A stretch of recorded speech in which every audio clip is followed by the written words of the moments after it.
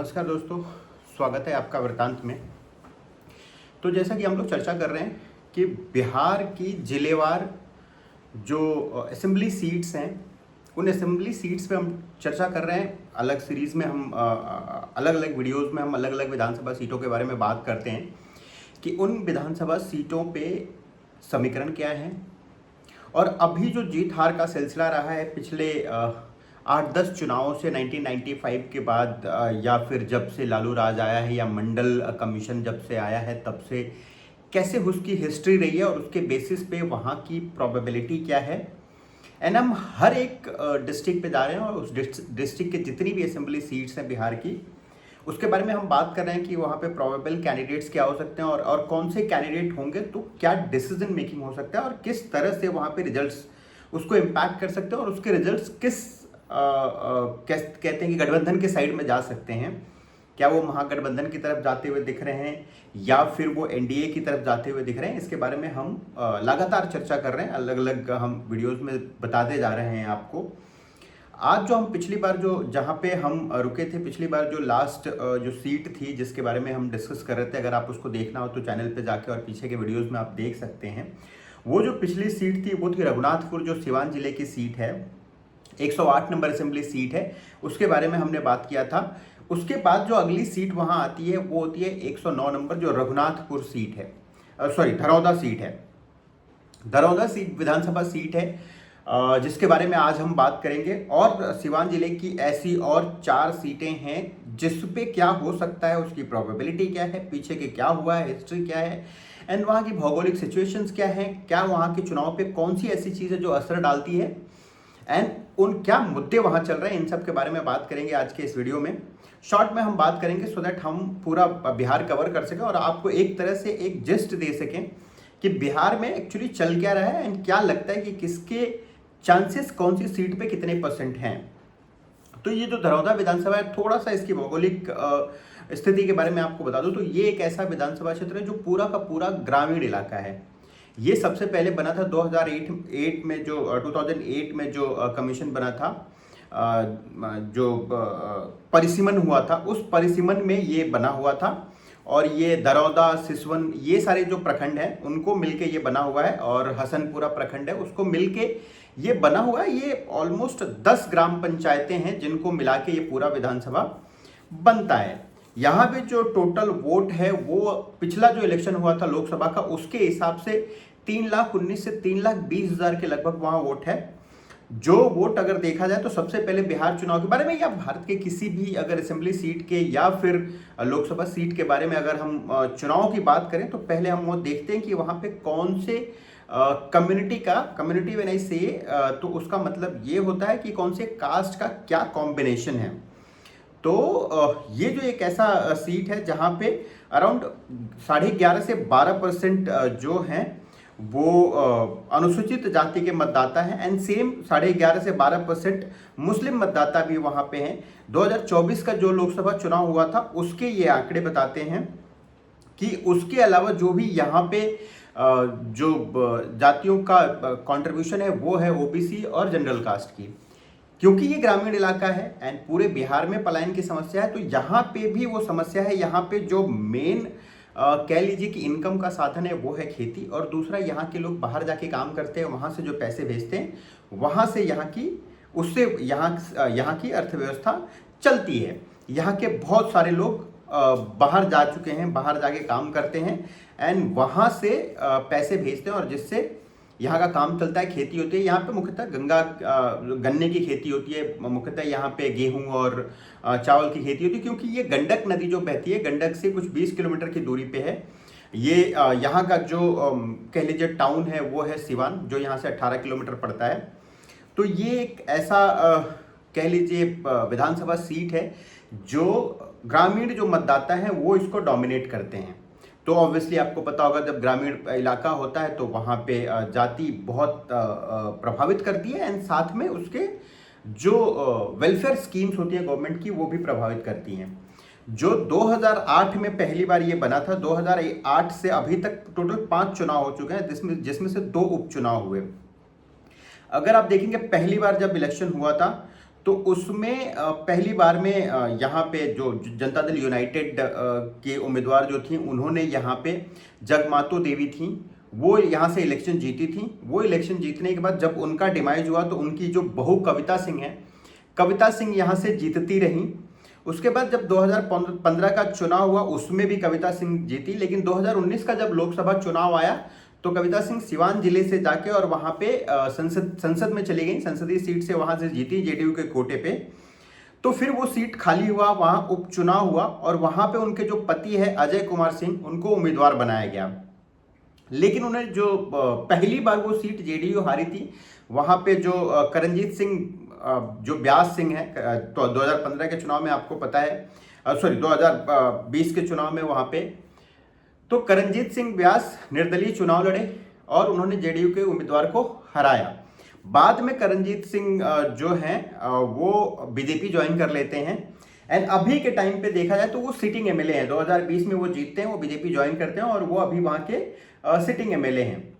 उनकी स्ट्रेंथ ये है कि ऑर्गेनाइजेशनल स्ट्रेंथ है, क्योंकि बीजेपी जब ज्वाइन कर लिए तो बीजेपी का काडर है, बीजेपी अपने काडर के बेसिस पे चुनाव लड़ता है, वहाँ पे आरएसएस का सपोर्ट है।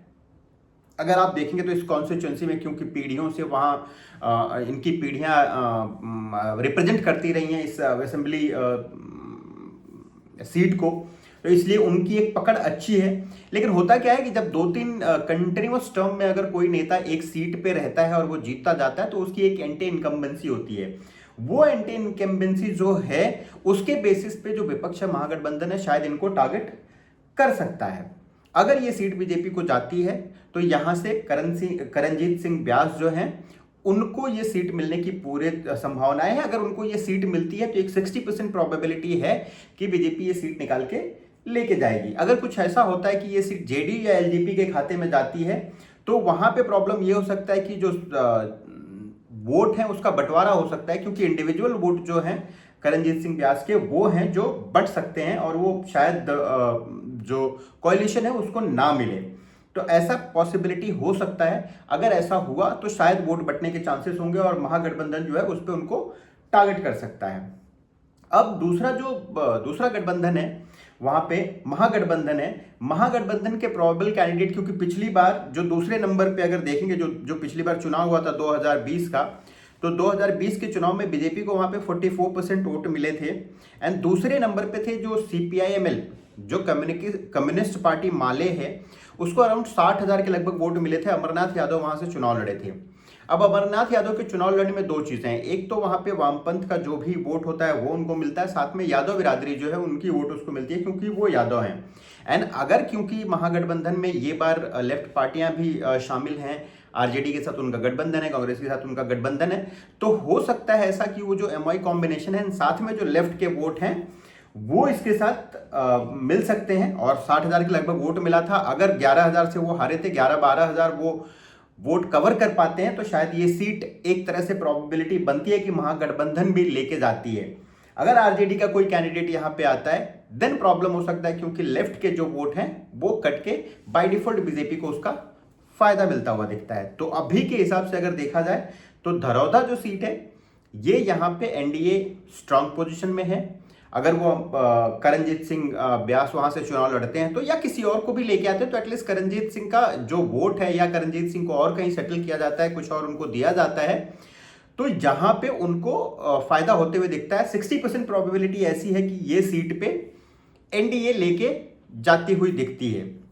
इस तरह से अगर आप देखेंगे तो सबसे बड़े मुद्दे यहाँ पे क्या हो सकते हैं, तो यहाँ पे जो मुद्दे हो सकते हैं वो हो सकते हैं कि क्योंकि ग्रामीण मतदाता हैं और आज के डेट में अगर देखा जाए तो ग्रामीण मतदाताओं को लुभाने के लिए जो हमारी 50% आबादी है, महिलाओं की आबादी है, उनके लिए आपने स्कीम देखे रहेंगे लेके आए हुए नीतीश कुमार जी। साथ में जो चावल का है कि अनाज मिलता है, 5 किलो अनाज मिलता है, साथ में 6,000 रुपए जो किसान सम्मान निधि मिल रहा है, ये सारी जो वेलफेयर स्कीम्स है गवर्नमेंट की वो यहाँ पे हेल्प कर सकती हैं। और ये एक बहुत बड़ा मुद्दा है। पलायन हमेशा बिहार में बड़ा मुद्दा रहा है। उसके लिए बहुत सारे स्कीम्स जो लेके आई जा रही हैं कि अभी प्रखंड बनाया जा रहा है, ये बनाया जा रहा है कि एक उद्योग समिति बनाई जा रही है, तो ये सारी चीजें इंपैक्ट कर सकती हैं अगर सही से कम्युनिकेट कर पाती है एनडीए तो। अब चलेंगे हम अगले सीट पे जो 110 नंबर विधानसभा सीट है, सिवान जिले का ही है, बड़हरिया सीट। तो बड़हरिया जो सीट है ये भी एक सेम जैसा पिछला हमने दरौदा के बारे में देखा था कि वो एक ग्रामीण सीट है, वैसे ये भी एक प्रमुख रूप से ग्रामीण विधानसभा क्षेत्र है, जो इसमें पचरुखी, बड़हरिया प्रखंड और एक दो और प्रखंड है जिनको मिला के ये पूरा विधानसभा सीट बनता है। ये सेम क्योंकि ये एक सेम ही रूट में आता है जहाँ से गंडक नदी निकलती है, और क्योंकि गंडक नदी आती है तो वहाँ भी पानी की कोई कमी नहीं है। तो एक उपजाऊ कह लीजिए कि क्षेत्र है जहाँ पे दलहन की खेती होती है, गेहूं की खेती होती है, और यहाँ पे बहुत ज़्यादा शहर नहीं है, तो अर्बनाइजेशन ज़्यादा नहीं है। अगर देख लीजिए तो उसका ये है कि जो सोशल मीडिया का बज है वो भी यहाँ पे नहीं है, तो प्रशांत किशोर का कितना इम्पैक्ट होगा वो भी यहाँ पे देखने को कम मिलेगा, क्योंकि प्रशांत किशोर का जो बज है वो सोशल मीडिया है। हालांकि उन्होंने पदयात्रा करी है, बट अभी भी जो सबसे ज़्यादा बज है वो सोशल मीडिया पे है। तो यहाँ पे अभी भी लड़ाई जो महागठबंधन और एनडीए के बीच में ही होने वाला है। अब यहाँ से क्योंकि अगर देखा जाए तो गोपालगंज यहाँ से जो दूसरा डिस्ट्रिक्ट है वो 40 किलोमीटर पड़ता है, सिवान जो है यहाँ से 15 किलोमीटर पड़ता है। तो ये एक बीच का क्षेत्र है जहाँ दो छोटे छोटे टाउन के बीच में, दो डिस्ट्रिक्ट्स के बीच में, मुख्यालयों के बीच में ये पड़ता है। ये जो पहली बार सीट बनी थी ये 1951 से चल रही है, और बाकी सारी सीटों की तरह से यहाँ पे भी देखेंगे तो पहले कांग्रेस जीतती रही, फिर उसके बाद हुआ क्या 2010 में वापस ये लाया गया 1957 तक, लगातार 3 बार कांग्रेस यहाँ जीतती रही। कांग्रेस का हमेशा से देखेंगे पूरे इंडिया में जितनी भी सीट्स हैं ऑलमोस्ट 60-65 ईयर्स तक उनका डोमिनेशन रहा है इंडियन पॉलिटिक्स में। तो आपको हर एक सीट पे देखेंगे कि पहले के टाइम पे वो जीतते रहे हैं। लेकिन 2010 में जब ये सीट वापस पुनर्स्थापित हुई दूसरे परिसीमन के बाद, देन यहाँ पे जनता दल यूनाइटेड ने 2 बार इसको जीता। एक बार 2010 में जब एनडीए के साथ लड़े थे, और फिर 2015 में जब एनडीए के अगेंस्ट में महागठबंधन के साथ लड़े थे, तो भी यहाँ से जेडीयू ने जीत हासिल की थी। अगर आप देखेंगे जो डिफरेंस था वो था कि पहले ये 14,000 से जीते थे, फिर 2015 में उनकी जीत का नंबर बढ़ गया था वो 21,000 से। लेकिन क्या हुआ 2020 के विधानसभा चुनाव जब हुए तो यहाँ पे आरजेडी ने 3,500 के वोटों के अंतर से जेडीयू को यहाँ पे हराया था। उसमें सबसे बड़ा कारण ये था कि वहाँ पे लोक जनशक्ति पार्टी जो चिराग पासवान की पार्टी है, वो तभी ऑब्वियसली लोक जनशक्ति पार्टी थी, अभी लोक जनशक्ति पार्टी रामविलास है, वो पार्टी ने अराउंड 5,000 वोट काटे थे। अराउंड उनके जो उम्मीदवार थे उनको 5,000 वोट मिले थे, जिसकी वजह से 3,500 के वोटों के अंतर से ये सीट आरजेडी जीत के ले गई थी जेडीयू से। 2020 का जो चुनाव हुआ था उसमें अराउंड 3 लाख के लगभग मतदाता यहाँ पे थे, जिसमें से 57% लोगों ने यहाँ पे मतदान किया हुआ था। एंड अगर आप देखेंगे तो इसमें मुस्लिम मतदाता की संख्या बहुत ज़्यादा है, 24 से 25% यहाँ पे मुस्लिम मतदाता हैं। अनुसूचित जाति के जो लोग हैं वो 12% के लगभग है, जो पूरे बिहार में ही वैसे ही है। एंड अगर अनुसूचित जनजाति के लोग देखेंगे तो वो अराउंड 2% के लगभग यहाँ पे आते हैं, बाकी ओबीसी और सामान्य वर्ग के लोग रहते हैं यहाँ पे। जो अभी रिसेंट इलेक्शन हुआ है वहां पे बताया गया कि वहां पे 3,15,000 के लगभग टोटल मतदाता हैं, जो जिसमें से अराउंड 3,000 के लगभग मतदाता सूची से लोगों को बाहर किया गया अभी जो रिसेंटली एसआईआर हुआ है। अब अगर अभी के हिसाब से देखा जाए तो इस पे जो श्याम बहादुर सिंह है जो जेडीयू के, वो रनर अप रहे हैं। 2020 में वो एक्स एमएलए पहले थे, 2015 में जीते थे, और 2020 में वो रनर अप रहे। अगर आप देखा जाए तो स्ट्रेंथ ये है कि वो सीजन कैंपेनर रहे हैं, वो चुनाव लड़ते रहे हैं, एंड काम भी उन्होंने किया हुआ है। ग्राउंड पे अगर देखा जाए तो उनकी पकड़ अच्छी है, क्योंकि बहुत दिनों से पॉलिटिक्स कर रहे हैं, वहां पे राजनीति कर रहे हैं। 2020 में वो चुनाव हारे थे, लेकिन वहां पे क्योंकि लोक जनशक्ति पार्टी अलग से चुनाव लड़ी थी, तो अगर टोटल अगर देखा जाए तो जैसे कि लोक जनशक्ति पार्टी एनडीए के साथ चुनाव लड़ती है, जेडीयू एनडीए के साथ चुनाव लड़ती है, और बीजेपी साथ में होती है, तो बीजेपी का जो ऑर्गेनाइजेशनल स्ट्रेंथ है एंड साथ में इनकी जो लोकल पकड़ है, उसके साथ में ये सीट में 50-50% का चांस बनता है। क्योंकि अभी एक फैक्टर प्रशांत किशोर आते हैं। प्रशांत किशोर अगर ऐसा होता है कि मुस्लिम वोट बैंक पे कुछ सेंध डालते हैं तो ये सीट वन साइडेड बीजेपी की तरफ जाती हुई दिखती है। अगर ऐसा नहीं होता है तो ये सीट 50-50% की लड़ाई पे चलती है। महागठबंधन के साइड से देखा जाए तो जो बच्चा Pandey ji RJD sitting MLA जो हैं, वो पिछली बार 3,500 वोटों से जीते थे। उनके पक्ष में एक बात ये जाती है कि आरजेडी अगर एमओआई कॉम्बिनेशन को आगे बढ़ा पाती है तो उनको इसका फायदा होते हुए दिखता है कि कुछ सवर्ण वोट उनको मिलेंगे, एंड उसका फायदा उनको मिलते हुए दिखता है। लेकिन वही प्रॉब्लम ये है कि वो एंटी इनकम्बेंसी जो है उनके अगेंस्ट में, क्योंकि सरकार उनकी नहीं है। एंड हमेशा मैं हर एक वीडियो में ये कहता हूं कि जब भी जिस भी विधायक की या सांसद की सरकार नहीं होती है, वो अपने इलाके में इतना सारा काम करा नहीं पाता, तो उसके लिए एंटी इनकम्बेंसी बहुत ज़्यादा होती है। एंड ये पॉसिबिलिटी होती है कि उसका असर उसके अगले इलेक्शन पे पड़े। अगर ऐसा होता है कि ये सीट आरजेडी को ना जाके किसी और को जाता है, देन तो और बड़े प्रॉब्लम्स होंगे। तो अभी ये सीट देखा जाए तो 50-50% के हिसाब पे चलता है, जहां पे 50% ऐसा चांस है कि यहाँ पे एनडीए जीत सकती है, 50% ऐसा चांसेस है कि महागठबंधन ये सीट लेके जा सकती है। मेन मुद्दे जो इस सीट पे होंगे सेम, क्योंकि ग्रामीण मतदाता है, यहाँ पे पलायन यहाँ पे दिखेंगे कि पलायन यहाँ पे बहुत ज्यादा होता है, तो पलायन एक जरूर मुद्दा है। साथ में मुद्दा है कि जो अभी पेंशन बढ़ाया गया है सब लोगों का, या फिर महिलाओं के लिए रोजगार की व्यवस्था की गई है, ये सब मुद्दे होंगे। और दूसरा जाति, जैसा कि हमेशा मुद्दा होता है वहां पे, तो वो एक मुद्दा जरूर होगा। साथ में एक नया तड़का लाने की प्रशांत किशोर ने कोशिश की है, शिक्षा और रोजगार की, तो देखते हैं वो कैसे पैन आउट करता है इस पूरे विधानसभा सीट पे।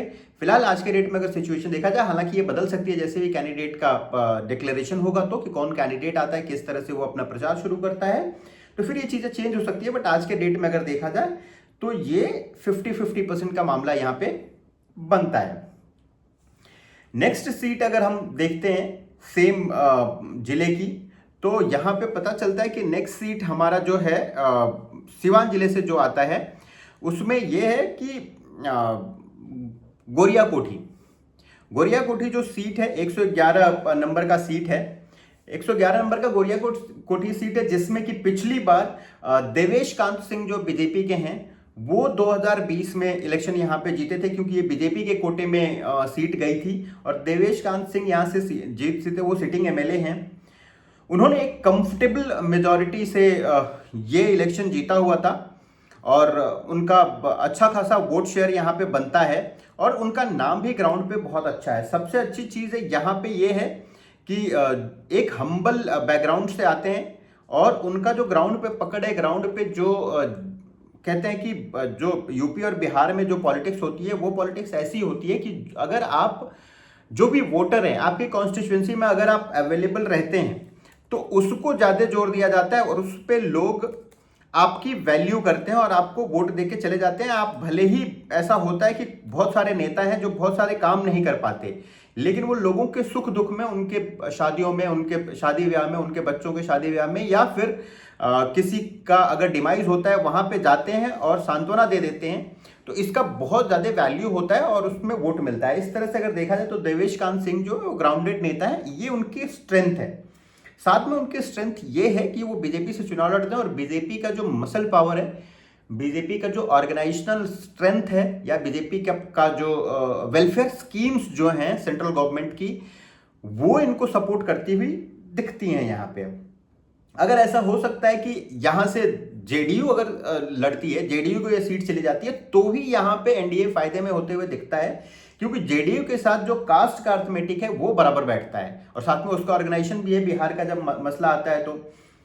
और दूसरा, अगर बीजेपी जिस तरह से चुनाव लड़ती है एनडीए के साथ, जब एनडीए वो ड्राइव करती है, तो अगर उसके किसी पार्टनर को भी कोई सीट जाता है तो बीजेपी वहां पे पूरी ताकत लगाती है और कोशिश करती है कि वो सीट जीत के लाए। ये एक चीज उनके स्ट्रेंथ में आती है। वीकनेस उनका ये बनता है क्योंकि इनकम्बेंट है वहां पे, वही खुद 2020 में जीते थे, तो एंटी इनकम्बेंसी का कुछ वोट होता है जो कटता है, उस पे महागठबंधन वहां पे टारगेट कर सकता है। जो नूतन देवी हैं वहां पे, नूतन देवी पिछली बार की रनरअप रही थी और नूतन देवी को अराउंड 75,000 के लगभग वोट मिले थे। एंड जहां पे जीते हुए जो देवेश कांत सिंह थे उनको 87,000 वोट मिले थे, यानी जो टोटल डिफरेंस था वो 12,000 12,500 का डिफरेंस था। 45% के लगभग वोट मिले थे बीजेपी को वहां पे और वो आरजेडी से लड़ी थी। अब यहाँ पे अगर कास्ट कॉम्बिनेशन देखेंगे तो फिर आपको पता चलेगा कि महागठबंधन का क्या यहाँ पे चांसेस बनता है और किस तरह से वो आगे जा सकते हैं। यहाँ पे ऑलमोस्ट 3,30,000 के लगभग वोटर हैं पिछला जो इलेक्शन हुआ था उसके हिसाब से, जिसमें से देखा जाए तो अनुसूचित जाति के लगभग 11% के लगभग वोटर हैं और 1.3% यानी वही 1.52% अनुसूचित जनजाति के लोग हैं। जो मुस्लिम है वो अराउंड 16.5 से 17% यहाँ पे हैं और बाकी जो है ओबीसी और सवर्ण हैं। यहां पे अगर देखा जाए तो जितने भी मतदाता हैं, पिछली बार का जब इलेक्शन हुआ था तो उसमें सबने 100% जो मतदाता हैं वो ग्रामीण मतदाता हैं। यहां पे अगर डोमिनेशन देखा जाए कि जब 2010 के बाद से यह सीट किसके पास रही है, जैसा कि मैं बोलता हूं बिहार के बारे में अगर आपको जानना हो तो आप मंडल आयोग के बाद देखिए कि मंडल आयोग के बाद हुआ क्या बिहार में। तो जो 2010 के बाद अगर देखा जाए तो 2010 के बाद यहां पे बीजेपी और राजद के बीच में, जो आरजेडी है उसके बीच में अदला बदली होती रही है सीट। 2010 में बीजेपी के भूपेंद्र नारायण सिंह यहां से 14,000 वोटों से जीते। फिर 2015 में जेडी और जब आरजेडी साथ में लड़ रहे थे तो वहां पे सत्यदेव प्रसाद सिंह ने 7,600 7,700 सीटों से वोट जीते थे। 2020 में फिर से देवेश कांत सिंह ने ये सीट 12,000 वोटों से जीत ली थी, 11,891 वोटों से जीत ली थी। तो इस तरह से अगर देखा जाए तो कंटिन्यूअस यहाँ पे कभी आरजेडी कभी बीजेपी यहाँ पे, यानी कभी महागठबंधन कभी एनडीए यहाँ से जीतती रही है। यहां पे अगर आप देखेंगे तो जो महागठबंधन का स्ट्रेंथ यहां पे यह है कि पिछली बार क्लोज रनरअप थे और रिकग्निशन जो नेम का है वो नूतन देवी का अच्छा है। आरजेडी का एमओआई कॉम्बिनेशन है, यहाँ पे 16% के लगभग मुस्लिम वोट है। अगर आप देखेंगे तो अराउंड वही 8-9% यादव का वोट होता है, यानी 24-25% से तो आरजेडी शुरू करती है। अगर कोई भी एक कास्ट कॉम्बिनेशन आरजेडी के साथ आता है तो आरजेडी के चांसेस यहाँ पे या महागठबंधन के चांसेस यहाँ पे थोड़े से बढ़ जाते हैं। लेकिन देखना होगा कि प्रशांत किशोर का इस पे क्या असर होता है। हर बार कोई भी अगर आज के रेट में अगर किसी सीट के बारे में बात करनी हो तो प्रशांत किशोर का नाम लेना बहुत जरूरी है जनसुराज का, कि वो क्या करते हैं, वो डिसाइड करेगा कि ये इलेक्शन कैसे जाता है। अगर वो थोड़ा भी वोट काटते हैं तो शायद एनडीए के साइड में ये पूरा इलेक्शन झुकता हुआ दिखेगा, क्योंकि एनडीए का जो वोट है वो फिक्स्ड वोट है। शायद उसमें बहुत ज्यादा सेंधमारी हो नहीं सकती है, क्योंकि वो ऐसे लोग उनको वोट देते हैं जो या तो वेलफेयर स्कीम्स लेके चल रहे हैं या थोड़े से पढ़े लिखे लोग हैं जो ज्यादा आगे बढ़ने की सोचते हैं या बढ़ चुके हैं। तो इस तरह से ये जो सीट है ये पैन आउट होते हुए दिख रही है कि यहाँ पे हर बार चेंज होता है, एक बार 2010 के बाद चेंज होता रहा है। हालांकि ये बार बीजेपी जोर लगाएगी, जेडीयू जोर लगाएगी, तो ऐसे चांसेस हैं कि बीजेपी यहाँ पे एनडीए जीत सकती है।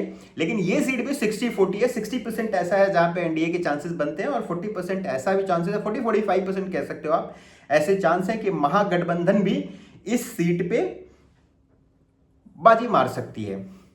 जो सिवान जिले की अंतिम सीट है, अंतिम विधानसभा सीट है जो 112 नंबर है, वो है महाराजगंज। अब हम बात करेंगे महाराजगंज सीट के बारे में। तो महाराजगंज सीट जो पिछली बार 2020 का चुनाव हुआ था उसमें जेडीयू के हेमनारायण शाह यहां से चुनाव लड़े थे और हेमनारायण शाह यहां पे रनर अप रहे थे। 2020 में ये सीट वो हार गए थे और ये बहुत नैरो लॉस था। ये ऐसा नहीं कि बहुत बड़ा लॉस था। इसमें वहां पे जो जीते थे वो विजय शंकर दुबे जो हैं वो कांग्रेस के एमएलए हैं। कांग्रेस को ये सीट गई थी और कांग्रेस ये सीट जीती थी। जो कांग्रेस कुछ सीटें जीती थी उसमें से ये एक ऐसी सीट थी जो कांग्रेस जीत पाई थी। अब ये सोचेंगे कि कांग्रेस यहां पे कैसे ये सीट जीती, तो आपको पता है कि बिहार के परिदृश्य में जब भी हम बात करते हैं तो हम पहले बात करते हैं कि आखिर वहां पे जो मतदाता है उनकी संख्या कैसी है, वहां का कास्ट कॉम्बिनेशन कैसा है। तो टोटल जो यहाँ पे जो सीट है, टोटल जो मतदाता है वो अराउंड 3 लाख के लगभग मतदाता हैं। जैसा कि आप पूरे बिहार में है, अनुसूचित जाति के जो मतदाता हैं वो अराउंड 35,000 के लगभग हैं, जो 12% कंट्रीब्यूट करते हैं। जो मुस्लिम जो मतदाता हैं यहाँ पे वो अराउंड 13.5 से 14% हैं। और हालांकि अगर बाकी के मतदाता की संख्या देखें कि जैसे अनुसूचित जनजाति है वो भी 2-2.5% यहाँ पे है, जैसे कि पूरे बिहार में है। बाकी यहाँ पे ओबीसी और जनरल के लोग रहते हैं। यहाँ पे जो विजय शंकर दुबे जी हैं, क्योंकि यहाँ पे जनरल कास्ट की संख्या अच्छी खासी है, 8 से 9% भूमियार और ब्राह्मणों की और कायस्थ की संख्या है, जिन्होंने एक तरह से जो विजय शंकर दुबे हैं उनको उस इलेक्शन में सपोर्ट किया था जाति के नाम पे, और जिसकी वजह से वो चुनाव जीते थे। अब उनका स्ट्रेंथ क्या, अगर ये चुनाव में वो जाते हैं और ये सीट दोबारा आरजेडी को जाती है, दोबारा कांग्रेस को जाती है, तो कांग्रेस को जाने में होगा क्या। एक चीज होगा कि कांग्रेस जो ये कैंपेन चला रही है वोट चोरी का, इसका बार बार अगर आप एक चीज देखेंगे तो अगर हमें लगेगा कि एक नैरेटिव बन रहा है, बट ग्राउंड पे ये भी लोगों को बन रहा है कि कहीं ना कहीं हमें गुमराह किया जा रहा है। तो वो जो एक गुमराह करने वाला है, क्योंकि जब बीजेपी इलेक्शन का अपना प्रचार शुरू करेगी तो इस मामले पे वो जरूर बोलेगी, और ये देखना होगा कि इस मामले पे किस तरह से वो क्या अटैक करती है, क्या लेके आती है।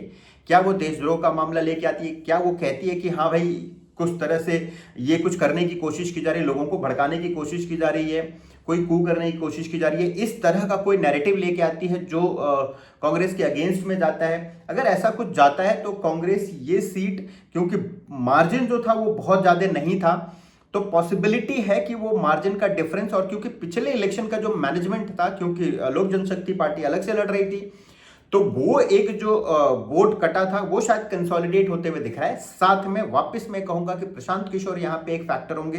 प्रशांत किशोर अगर अनुसूचित जाति, अनुसूचित जनजाति और कुछ मुस्लिम वोट अगर लेके जाते हैं तो ये सीट वापस एनडीए के साथ जाते हुए दिखती है। अदरवाइज यहाँ पे अगर आरजेडी लड़ती है तो ऐसा पॉसिबिलिटी है कि एमआई कॉम्बिनेशन वो बनाती है, तो आरजेडी के हिस्से में भी ये सीट जाते हुए दिखती है, क्योंकि यहाँ पे जो कास्ट कॉम्बिनेशन है वो महागठबंधन को फेवर करता हुआ दिखता है।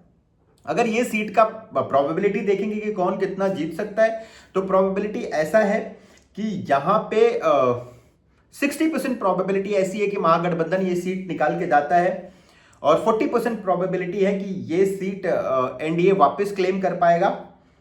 इसमें एक ही अगर चीज है, अगर वो सही से अगर फिट बैठता है और उस तरह से कैंडिडेचर यहाँ पे लाया जाता है, तो पॉसिबिलिटी है कि ये सीट एनडीए निकाल के लेके जाएगा। वो है कि पासवान जो वोट है यहाँ पे, अगर उन वोटों को किसी तरह से भी लाइन अप किया जा सकता है, किसी ऐसे कैंडिडेट को लाया जा सकता है जो वोट फेच कर सके, और चिराग पासवान अच्छे से कैंपेनिंग करते हैं, तो ये सीट एनडीए के खाते में जा सकती है। अदरवाइज यहाँ मुश्किल पैदा होगी। ये रहा पूरा सिवान के जो भी सिवान जिले के जितनी भी सीटें थी उनके बारे में कि प्रोबेबिलिटी क्या है, मुद्दे क्या हैं, कौन से प्रोबेबल कैंडिडेट हैं, उनके स्ट्रेंथ क्या है, वीकनेसेस क्या है। आप क्या सोचते हैं इसके बारे में कि कौन सी सीट किसको जा रही है? अगर आप वहां से देख रहे हैं, उस कॉन्स्टिट्यूएंसी से बिलोंग करते हैं, तो आप भी कमेंट करके बताइए कि वहां पे क्या मुद्दे चल रहे हैं। आप क्या सोचते हैं इसके बारे में कि कौन वहां पे जीत सकता है या किसकी हार हो सकती है, कौन ये सीट लेके जा सकता है।